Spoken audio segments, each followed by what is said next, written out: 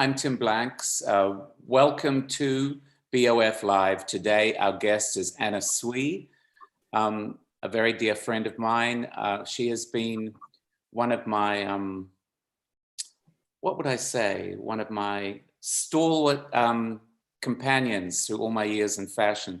Because I always feel that Anna grew up in Detroit, and I grew up in Auckland, New Zealand, but I feel we were kind of living the same life in a way, and that's why we've always had this umbilical connection. So I'm really happy today that we're talking. Anna, you look incredibly serene, and I mean your city has been through the mill in the last 3 months with the pandemic and last week the BLM protests. So I'm wondering how you have stayed so serene for the last few months. Well, this is the first time, I think, since I was 16 years old that I haven't really worked and been like driven to like get up first thing in the morning, get to the office or get to the place where I was working. And so I had to kind of chill because I've just never done this before. And I realized that if I wanted to like get out of bed every day, I had to set myself some projects. So I've been working on lots of projects. One of them was organizing closets, which is a never-ending, lifelong pursuit. Also organizing all of my CDs, DVDs, all my collections of things, books. And I think that it's been kind of rewarding because I rediscovered a lot of things. So I set up a little film festival for myself, started watching movies, grouping them together, like some movies I'd seen before, some that I'd never seen. I bought the DVD and just never watched it.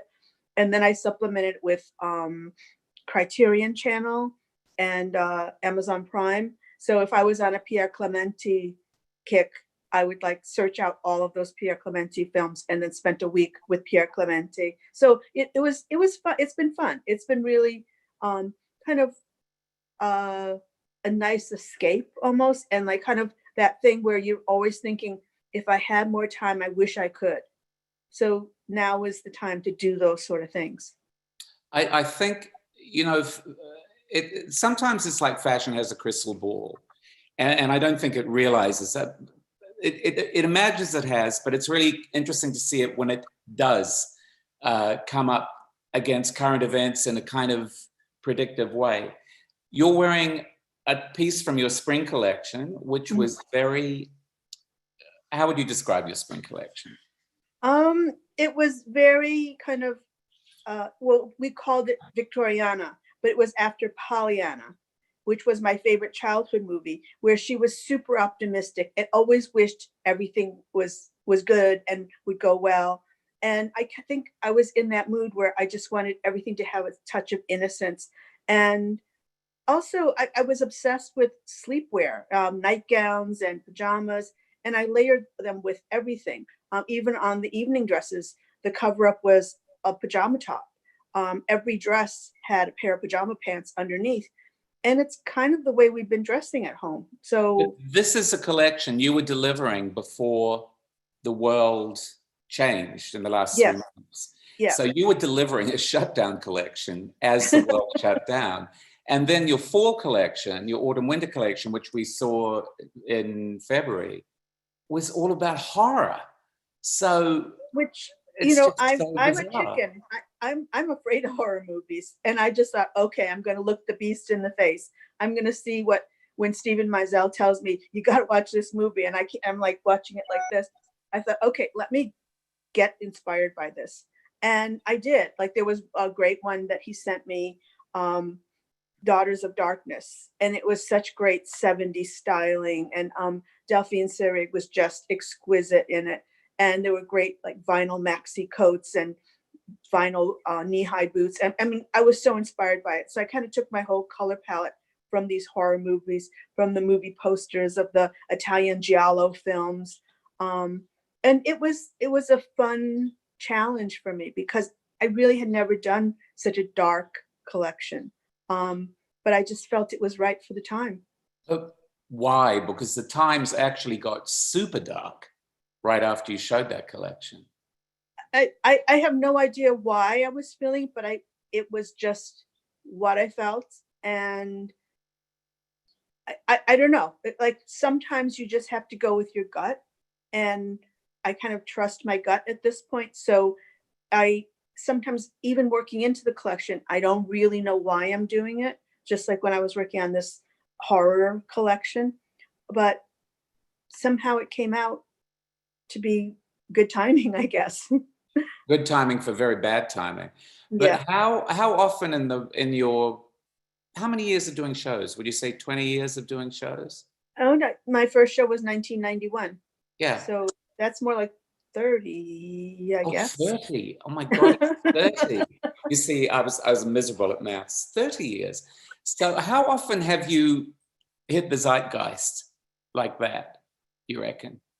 Um, a few times, I think. A few times well, sometimes it's just so clear of what's going on.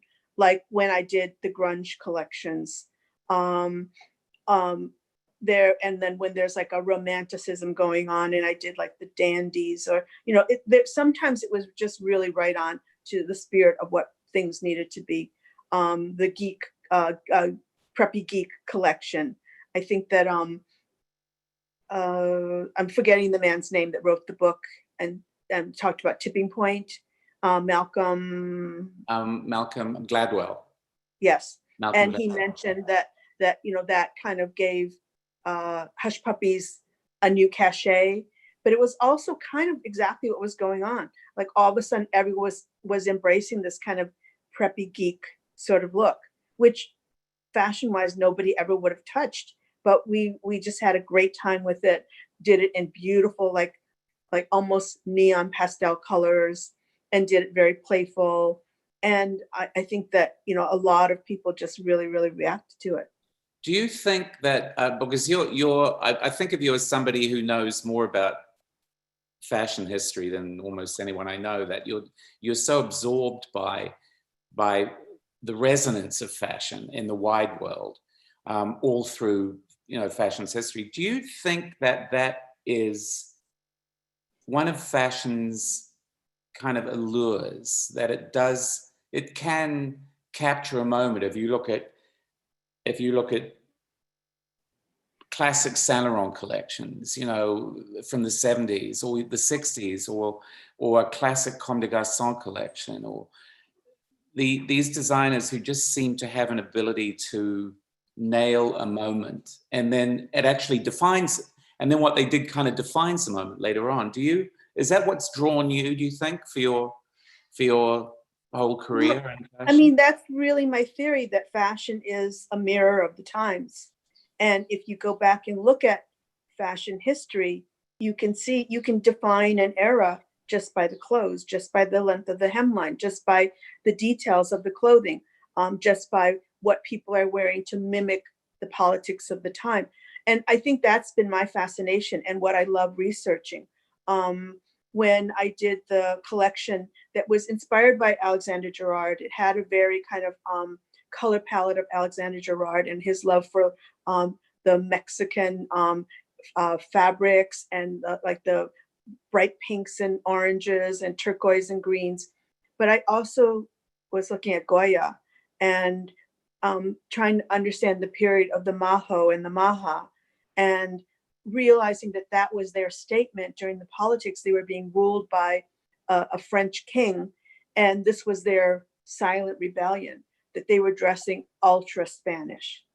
But I would have never known that unless I picked up a book and started looking through and just kind of really understanding what was going on. And I think that fashion happens that way. Really, your research has always tended towards the incredibly arcane, and it's been an education for me. I've learned things from the research that you pour into your fashion shows. So I'm curious as to what you think will be the outcome of the situation we're in now. If you think fashion is a mirror, what will fashion do to reflect the times that we've been through and are going to go through for a while? Well, when we talked a few weeks ago on the phone, we were talking about the influenza epidemic, the Spanish flu, and what happened after that was the Roaring 20s. I mean, the birth of the flapper, the liberation of women. And I think that we're going to have a very, very strong reaction against this time. I don't know what it's going to be yet, but it's brewing and it's going to happen. And where does fashion fit into that, do you think? Well, you'll see it reflected in how people put themselves together. I think people being home so much, probably wearing t-shirts and sweatpants, just really like not even putting on makeup, not even putting their contact lenses in, just hanging out at home.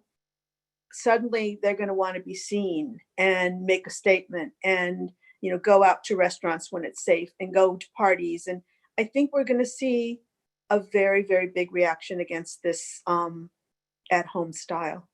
You mean a sort of renaissance, and a renaissance of extravagance, or what? I mean, I don't know if it's really extravagance. I think it's more expression, because I don't know if extravagance feels right now. No, it feels totally wrong. It really does. I think it's going to be kind of a do-it-yourself moment. I think that maybe like a resurgence of an arts and crafts movement, because don't you think tie-dye is like the look of this moment? Like all you hear about is, oh, I stayed home and tie-dyed this weekend, or you see lots of tie-dye available on the internet. And I mean, I think that tie-dye could be even more beautiful than it is right now, because I remember in the 60s, there were people that just did exquisite tie-dye. When you think about Janis Joplin's outfits that she wore on the stage, Mama Cass had that great dress at Monterey Pop. I think Halston did an incredible tie-dye collection. So that's something that can be perfected and improved upon. But I think that, people are staying home and crocheting. Maybe there's going to be a return to all the handicrafts. I mean, I hope so, because it's what I love. And, people now have taken the time to relearn those skills and maybe teach them to their kids. So maybe there's going to be something like what happened with the arts and crafts movement, where it was a reaction against the Industrial Revolution. People wanted to see the human touch in their clothing, in what they were wearing, and express themselves that way, rather than just kind of like a conformist digital look. Like I noticed Alessandro Michele has been knitting. I don't know if it's Instagram, he's been knitting. Yes. Mm-hmm. I love knitting. It's so relaxing. Yeah. So I'm sure he's not the only one. I think there's people that are at home learning these skills again. Maybe they're because they're home with their mom or their grandma, and everybody's grouped together. It's kind of the old-fashioned way, and that's how all those handicrafts were passed down. You'd be sitting around with your grandma, and she'd be doing some crocheting, and you'd ask her, "Oh, can you show me how to do this?" I mean, I used to do that with my mom and my grandma, and unfortunately, my knitting was always horrible. So my mom, when I went to bed, would tear it apart and redo it so it was perfect. And the next day I'd wake up and it was like, oh, this is looking so nice. But knowing that he had redone it. So you're not good with your hands then?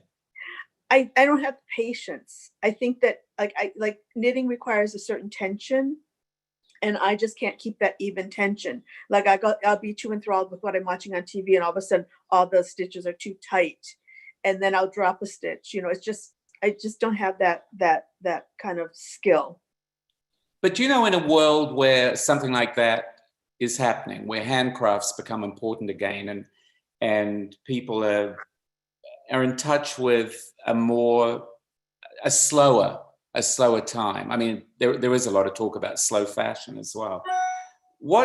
How do you see this translating to the industry as we knew it until 4 months ago? This incredible treadmill. God, we talked about it so often, this kind of... Oh, yeah. I mean, I think that we were all feeling it, like it was spinning out of control, and you would never be able to catch up. You'd never be able to do everything in 24 hours, because we're living on this global timetable. You have to, answer your emails from Europe, and then through the middle of the night, there'd be emails from Asia. And then the next day you'd have to do both of those plus your business, or you just never went to sleep. I mean, there were just always these business things going on all the time, and also trying to fit in to a global market. was a tricky thing. And I think that, you know, we tried so many different ways to satisfy the global market, but somewhere in the long run, it's global. Other places are different, and we have to really come to understand that and just try to not make it all one thing. But would you like a smaller fashion world where you were really in touch with your customers, and there was I a mean, relationship there? I remember how the 90s were. It was a much smaller arena. Maybe it was the beginning of globalization, but you knew all your buyers. They'd been there for years, and you had a relationship. You knew all your fabric vendors. Again, most of them started their own businesses at that point, and it was family businesses. And there wasn't this frantic need just to be working all the time. I remember enjoying holidays. I mean, since we changed the New York schedule, you could never enjoy Christmas vacation. Like maybe I would go home for 2 days and then I could be back in the office. I think that like a lot of our holidays were spoiled. I think, one of the few days we could take off was President's Day as far as a holiday. Every other time we were on a deadline. So I think that let's hope that this kind of gets back into control and that we get to kind of balance out our lifestyles again. Because I think that there are, in those days, the 90s earlier, where fashion was a very different beast.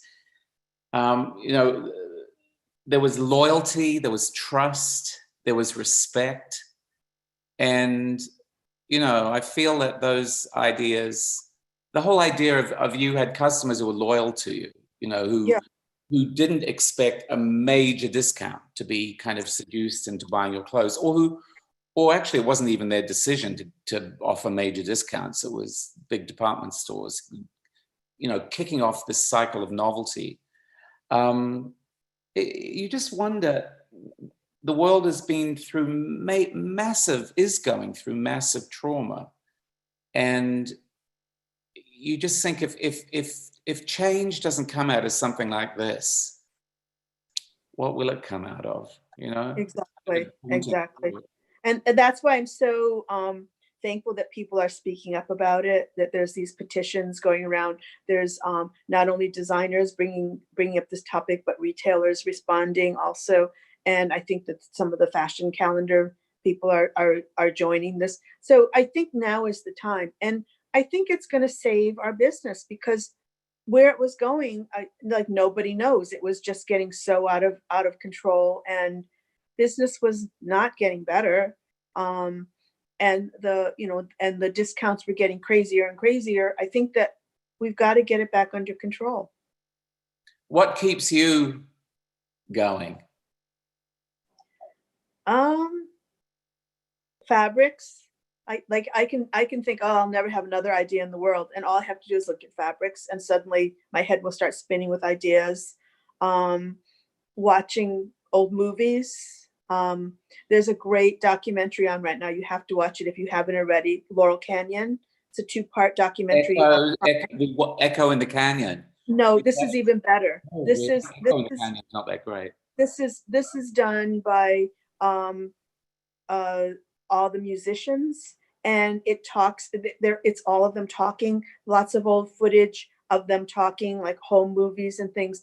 And it really talks about the advent of Laurel Canyon and how it started and who the early players were. And it's what's it on? It's heaven. It's on Amazon Prime. You will be not the one with Jacob Dylan. No. That one's Echo in the Canyon. Yeah, that's Echo. Yeah. Yeah, this is done, like, it's narrated by Henry Diltz, who did, the Crosby, Stills and Nash album. Yeah. It follows like the original people that moved into the canyon, Frank Zappa and the Monkees, Peter Tork, and is Joni Mitchell? There is so much Joni Mitchell in part 2. You'll love it. You're gonna love it. You're gonna love it. It's just it's ecstasy. Why were we talking about Laurel Canyon? We were talking You about were asking me like what, where I get my ideas what from. keeps you going. Yeah. Yes. Yeah. So who knows? But then also, I could see someone walking down the street. I mean, there was a guy at McDonald's the other morning because that's the only place that's open for iced coffee in the morning in by my office, and he had the most divine outfit on. I think he was homeless, but okay, mind you, it's like 90 degrees here, but he had his long puffer coat wrapped around his waist. It was a long midi, a maxi skirt with snaps up the front, a really skinny, long sleeve cream colored t-shirt, and then this scarf thrown around his neck that was like kind of Mick Jagger style that trailed in the back. He came walking through the door and I thought, oh my God, this guy is so chic. So I took all these pictures and I was like sharing it with like Mark and Steven, like, look at this guy. And yeah, and they said, but he doesn't have a mask on. And that was true. He didn't have a mask on, but he was just so chic. So you So, never know where that yeah, spark is going to come from. you never know. So in lockdown, have you been researching then? Like you said, you've tidied up your closets. Have you been researching as well? Because your research is generally based on you being able to move around and look at Yeah. exhibitions and Well, libraries and things. like one of the things I really wanted to do was go to London to see the Aubrey Beardsley exhibition. And I looked at the online tour, but I also have the Stephen Calloway book. So I've been reading that. I think that, like watching Laurel Canyon, all of a sudden I went to Prime and, there's all those additional documentaries on musicians. I watched one on Crosby, Stills and Nash, and another one on Bob Dylan, and then watched the Martin Scorsese movie on Bob Dylan. So it just triggers like an idea, like when there's something that is looking exciting to me, like I'll just kind of continue researching it till I can't stand it anymore. So the same thing happened with films. Like I decided to watch some films based on Balzac one week, and there's one film that I had read the book, and it was I think the book was titled Wild Ass's Skin, but this one was called I forgot. And anyway, it talked about this magical skin that the person that had it could have any wish he wanted. It's a Brothers Grimm story. It's a Brothers Grimm story, I think. Yeah. Okay, so Balzac wrote a whole story about it and how it brought this man everything he wanted, but that doesn't always work out well. And he everything he wished for, but every time he got his wish, the skin would shrink. So and then when the skin shrunk down, yeah. So it's like King Midas in reverse in a way. Yes. Mm-hmm. And so you watched that movie and you were thinking, yeah. I feel a connection in my bones. But then the next day I'll see like a Visconti and go somewhere else. So it just, I like to float around and just kind of check out all the possibilities of where it could go next. And then until it feels right. I noticed from the Anna Sui curated film festival that you had Night Watch by Elizabeth Taylor, which, as much as I love Elizabeth Taylor, could very well be her very worst movie. I thought. Why did she do it? It was just, you can't understand it. But she's wearing that great Valentino outfit in it, which is the other thing that I started watching all the more obscure Elizabeth Taylor movies, and she's always got incredible clothes, and a lot of times she'll wear one of her jewels. So it's fun to see. So there was Night Watch, there was Secret Ceremony, of course. There was something else around the driver's seat. Was driver's seat, yeah. And Andy Warhol's in that, yeah. But I remember it was Lawrence Harvey's in Night Watch. Yeah. And I remember when the famous story, when he was dying lying in his hospital bed dying, and she came to visit him, and he absolutely forbade the hospital to let her in to see him, because she was such a sort of, doom and gloomer when she was at her deathbed, which I thought was rather disappointing, because I always thought of her as a life force. But So you had Night Watch, you had that what you posted on Instagram was a very interesting selection of films. Yeah, well, thank God for Amazon Prime, because they have all these like obscure movies that I've never heard of. Yeah. And like luckily somewhere they're saved. Now, and there's the mirror cracked too. That which was the mirror cracked, which was Agatha Christie. And no, it was Elizabeth Taylor and The Last of Sheila was great, which I had never watched it before. Like, and so this time I thought, okay, I'm gonna sit down and really watch it. I would say everybody who loved Knives Out should watch The Last of Sheila.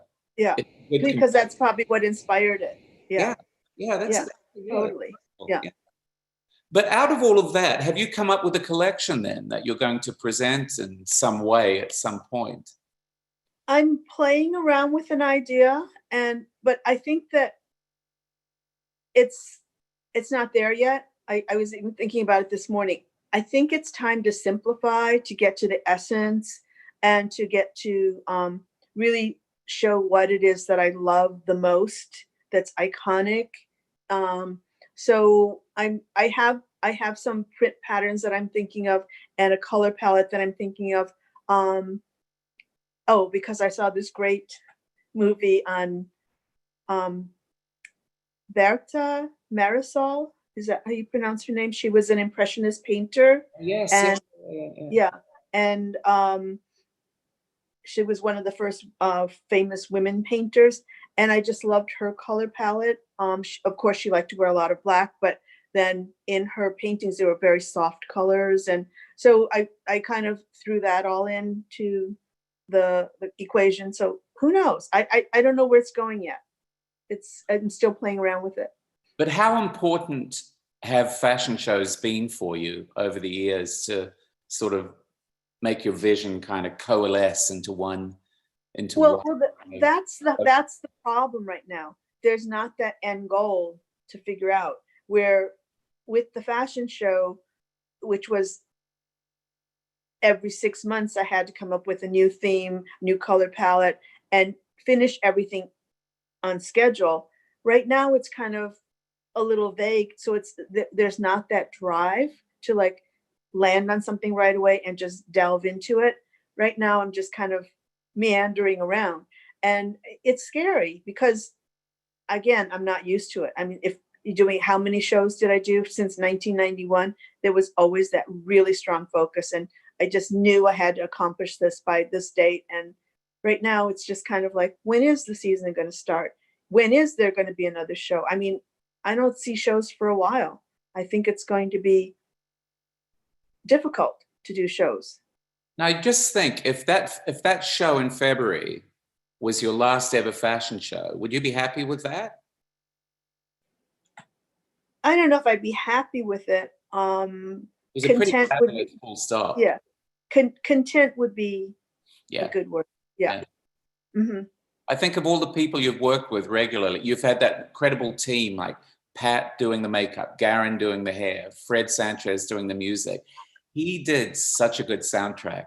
It was amazing. Spotify or something, because that soundtrack, you could play it all day long right now. So good. It was all the introductions to all those giallo horror movies were so stunning, and the way he put it together was just perfection. So do you see, I mean, like the collaborative aspect of fashion, which is something that I thought was very, very strong with you always. Going forward, maybe if you don't have fashion shows, if they are something different, how do you imagine that you will keep that particular flame alive with all these people who work to create this thing with you? Well, I mean, maybe we could just work together and do a video presentation. But again, how can we get together at this point? It's not going to happen for a while. I mean, I know people are doing fashion shoots right now, but it's really not a good idea to get all these people together in one room for, the whole day. So I'm really not sure. I'm not sure. I think that whoever figures it out is going to be a genius. But I'm just really not sure how to do it. I don't know. I mean, I see people sending clothes to people and they're shooting their own videos, but you don't have that ultimate control of exactly how you want it presented that way, which is what was always the big challenge to do in a fashion show, is to kind of address every detail of the show, including the background and the music and the casting, and so it's a challenge. But did you ever want to make movies? Because I think so much of what you've done over the years has been really cinematic. And you've been so inspired by films. And even when you talk about that last Yeah. book. I mean, I'm really lucky that my niece wants to be a film director, and she actually has been doing the videos for each collection the last few seasons. And I think that she's really got like a gift and really captures the feeling of the collection. So yeah, maybe we're going to go that way this time for the next collection. And you could make an incredible 3D thing, because no, not 3D. It's not called 3D. It's called VR, isn't it? This is what I've been thinking about, that you could burrow into a collection and do this amazing VR realization. I don't know quite how that extends into selling the clothes, but it definitely would convey the atmosphere of what you do. That would be quite exciting, because what you do is very atmospheric, Well, I don't know if you saw Jeannie's video for the spring collection, where we shot it in my apartment, and Sarah Grace was the model. And it was funny when they were filming, they were choosing what backgrounds were from which rooms they were going to use. And my niece Chase said, let's just use all the sweet ones and we'll save the creepy ones for the fall collection. So we have yet to shoot the creepy rooms. What are the creepy rooms? I guess the ones that are a little more gothic, the backgrounds that are a little more gothic, the furniture pieces that are darker and gothic. So yeah, when I look around, there kind of is that element too. But we chose all the very pastel-y and light and airy places to shoot. When you walk around your apartment, do you see it as seeing you've been in the apartment pretty conclusively for the last few months? When you walk around it, what do you think? What do you think about the world you've made for yourself in every way? I mean, it's fun. It's a nice escape that I have created for myself. But I mean, when it boils down to it, you really end up living in your bedroom. Like all of a sudden, all the books are on the bed, all the videos are laid out. It just kind of drifts back that way. But yeah, it's fun to have different rooms to get dressed up in or to read a book in. Like this room, whenever I want to read something, I come in this room because there's the beautiful lighting from the window.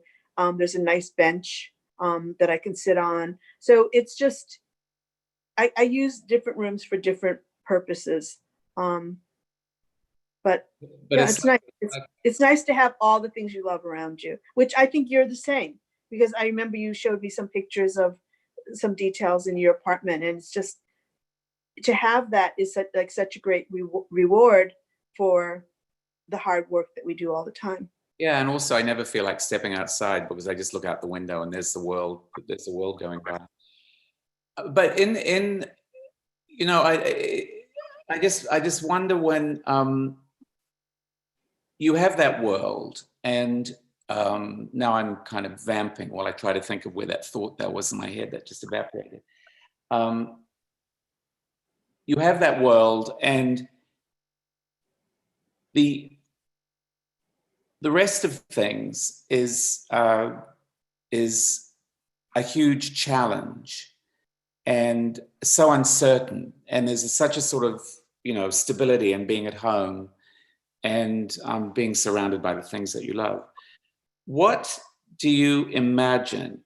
What would you imagine in a worst case scenario where you know, because I'm like Elizabeth Taylor in Night Watch. I can be a little bit gloom and doom too.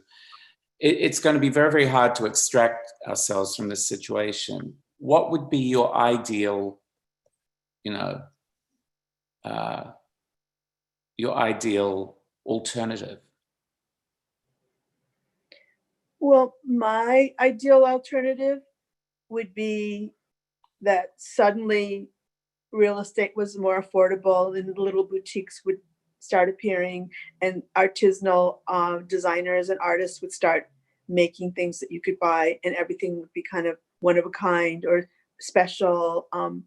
I mean, I think that that's what I was trying to get at when I did the collection with the bazaar and invited all my friends that do vintage or artisanal things to be represented in the little carts that we, in the Kismet set that we did with being available to buy, and with a selection that was curated by me, showing people what I thought was ideal, an ideal way to shop.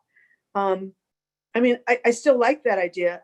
Again, I don't know if that world is gone. You know, I think No, that. I think that's the future. I think the village is the future. I do. I think you create a little village on your catwalk of little vendors kind of selling their things. And, you know, you have a dressmaker, you have a cobbler, Mhm. a butcher, a baker, candlestick Yeah. maker.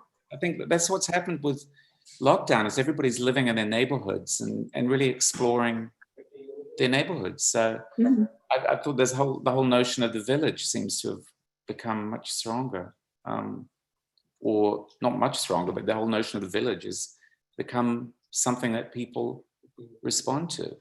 That could be the future of fashion, you know. Yeah. Yeah. I mean, it would be wonderful.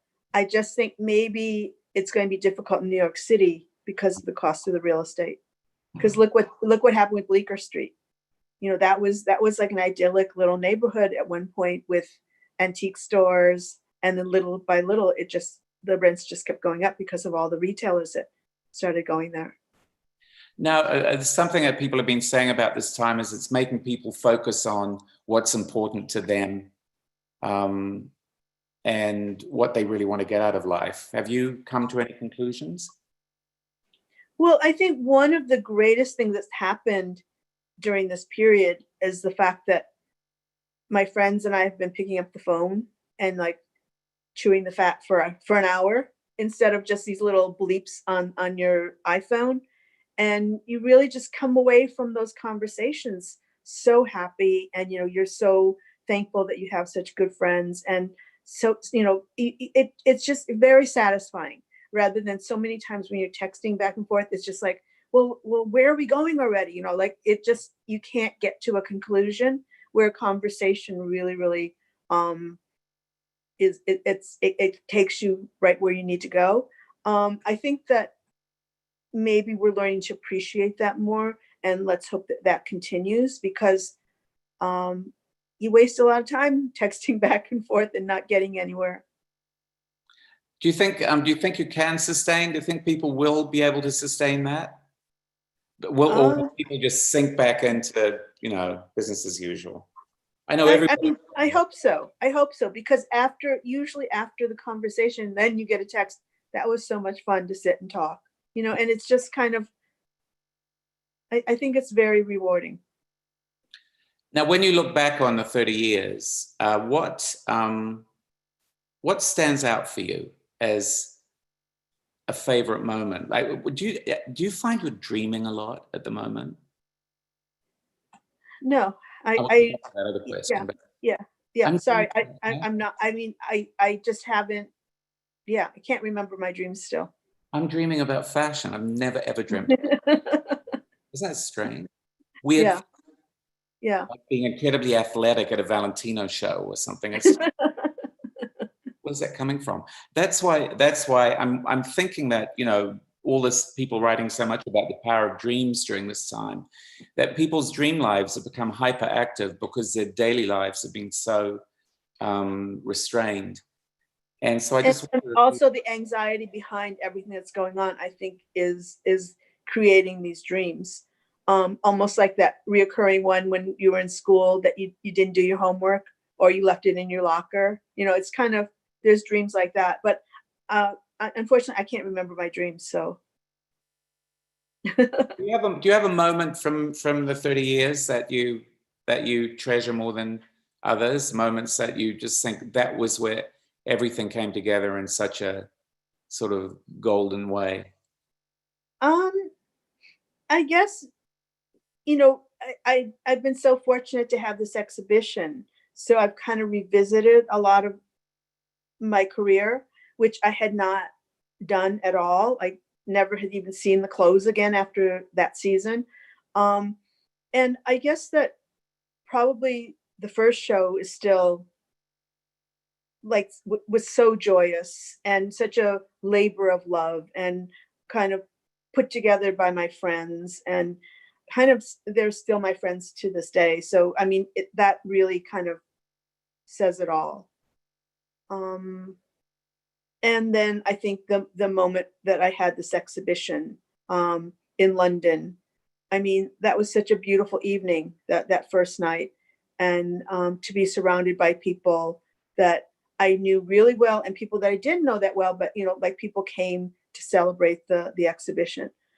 Twiggy and Zandra and you, and it was just such a beautiful occasion. My family, and then we had that experience again in New York, where 60 people from my family showed up for the exhibition. And it was crazy, but so rewarding, and so much fun. And so right now my exhibition opened in Shanghai on Saturday.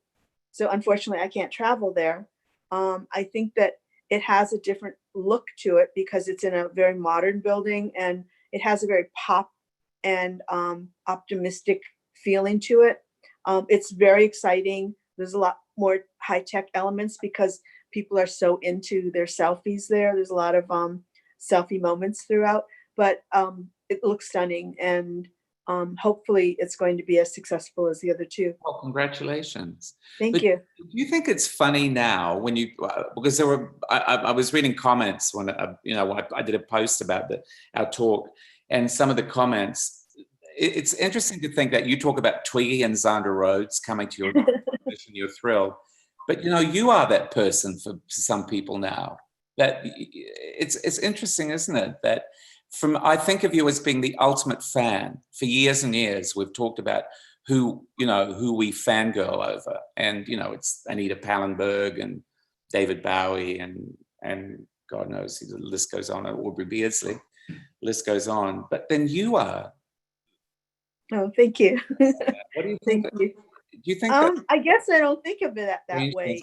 And in fact, my friend Kenzai Yamamoto does a yearly kind of extravaganza fashion show, and he asked me to write something to include in the brochure and to celebrate the event, and also to address the students and the potential designers that are dreaming to become designers. And I kind of wrote all about Kenzai because he was kind of that to me also. I went to Tokyo. My first trip to Asia, when I was working for a company that did production in Asia, I asked my boss if I could stop in Tokyo on the way there because I knew that Kenzai had a boutique there. And I went and I bought a ton of clothes, and I still have all those clothes. And those clothes were like treasures to me. And they made you dream so much, and that's what Kenzai always represented to me.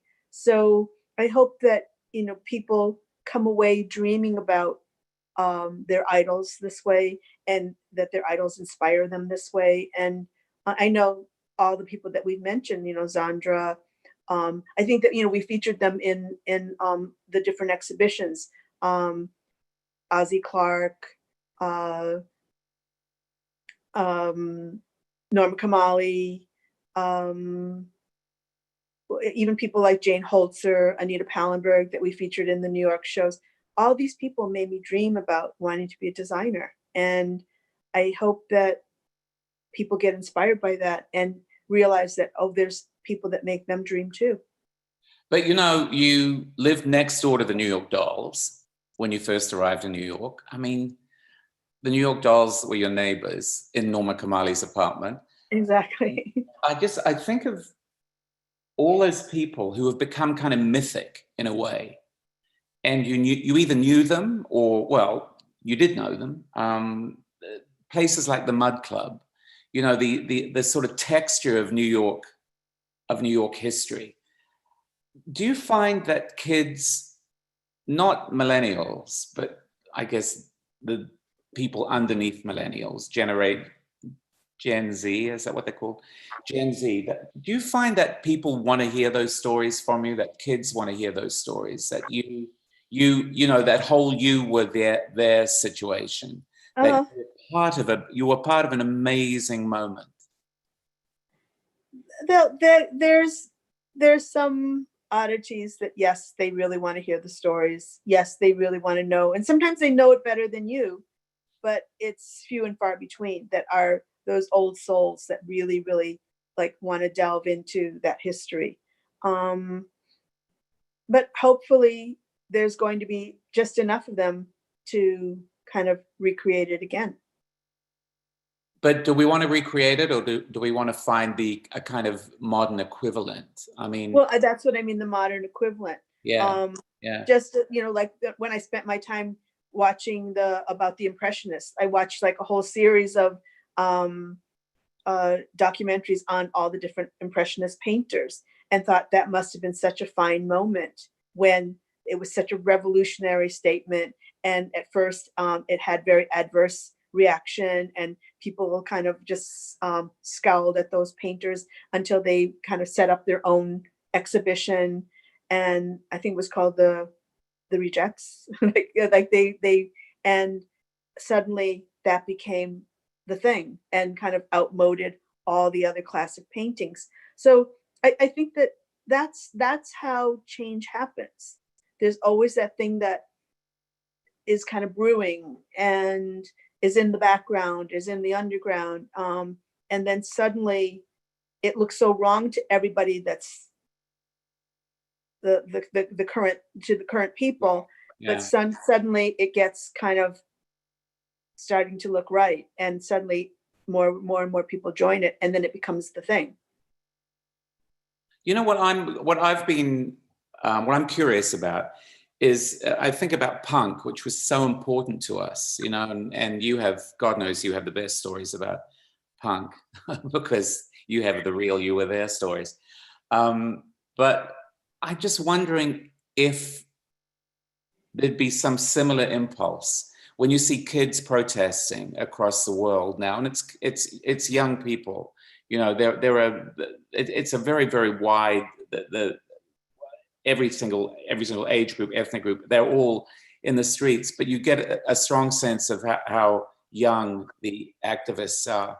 And I'm just wondering whether that thing we loved about punk could come back, and with that kind of energy, with that kind of energy that changed culture at that time, whether we would see that again, or whether the things that were important to us aren't actually as important now as other key issues. Well, it's funny. I was sitting here as the protest was drifting from Washington Square to Union Square on Sunday, and watching it on TV, but also out my window because they were going back and forth on Fifth Avenue. And I was thinking, wonder what the coolest T-shirt is amongst all those kids that are protesting right now. Like there must be a look where when like amongst them, they're going to recognize that, oh, they've got that T-shirt. I've got to get that T-shirt. Oh, they've got that mask. I've got to get that mask. Oh, look at her shoes. Those are the shoes that I want to. Like, it's got to be happening, that there is something like that going on. There has to be, it has to be not only just the movement, but also there's kind of got to be a look that's going on, or everybody's wearing their hair with these braids in it, or, you know, whatever it is, it's going to happen that way. But I thought, but am I going to be able to figure this out from watching it on TV and looking out the window? Like, do I have to join that and like go out and like stand on the streets and watch them? You know, it's just like, it was passing through my mind. But I'm sure that by the next few weeks, it's going to be identified like, oh, so this is the t-shirt, or this is the mask, or this is the bandana, or Because that's, you know, that's all about the way people recognize themselves, you know. yeah, And it's that's that secret language, that vocabulary that you yeah, use it's to super important. kind of become birds of a feather. Yeah, it's super important when there's so much turmoil that you need to know who your tribe is, you know. Exactly. So it should be interesting to see what the outcome of that is. Do you think fashion can possibly translate that, though?